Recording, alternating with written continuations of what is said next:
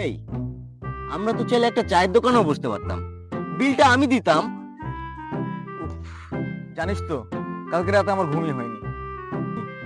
আমেরিকার একটা ক্লায়েন্টের সফটওয়্যারে কাজ করতে করতে অনেক দেরি হয়ে গেছে। কি বলিস? হ্যাঁ, তাই বল। আরে এইসব মিটিং তো আমার কাছে এখন ডাল ভাত।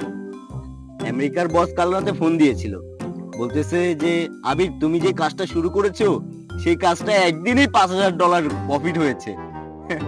দূর, তোদের এইসব প্রফিট টফিট রাখতো, আসল তো ফিটনেস। আজ সকালে জিমে নতুন একটা ছেলে এসেছে, সে কি বিশাল বডি। ও আমারে বলল ডেডলিফট দিবে 120 কেজি। আমি ওরে বললাম এসে যে বাপু, এটা তোমার কাজ না। বিশ্বাস করবি না, আমি 160 কেজি ডেডলিফট দিলাম। আরে রাখ তোর বডি তো রাস্তার রিক্সাওয়ালাদেরও থাকে। আসল তো ব্রেন পাওয়ার।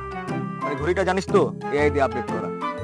কাল রাতে আমি ভুলে এটা পরে ঘুমিয়েছিলাম, সকালে উঠে দেখি আমার স্বপ্ন অ্যানালাইসিস করে $1 মিলিয়ন ইনভেস্ট করে দিয়েছি। 1 মিলিয়ন? 1 মিলিয়ন তো আমার একদিনের ইনকাম রে।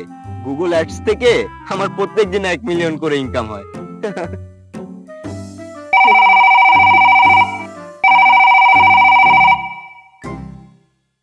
হ্যালো মামা।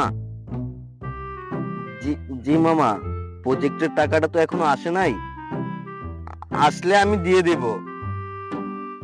জি মামা, জি। আসসালামু আলাইকুম। কিরে, কে কল দিয়েছিল? তোর আমেরিকার বস নাকি? আর বলিস না, মামা ফোন দিয়েছিল। কেন? কিছু টাকা পাবে আমার কাছে।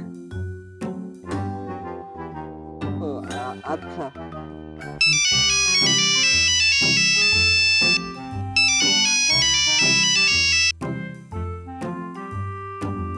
হ্যালো বৌদি।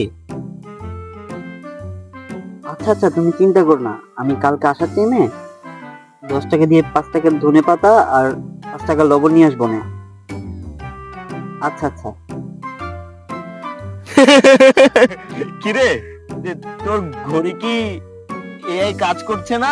কোনো বিজনেস আইডিয়া দিচ্ছে না যে? আরে মামা, ঘড়িটার ব্যাটারি শেষ হয়ে গেছে, তার জন্য এখন কোনো বিজনেস আইডিয়া দিতে পারছে না। ভাগ্যিস কোনো বিজনেস আইডিয়া দিচ্ছে না।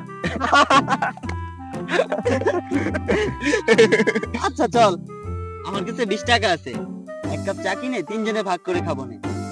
আর বাকি টাকা দিয়ে আমার লবণ আর ধনিয়া পাতা কিনতে হবে।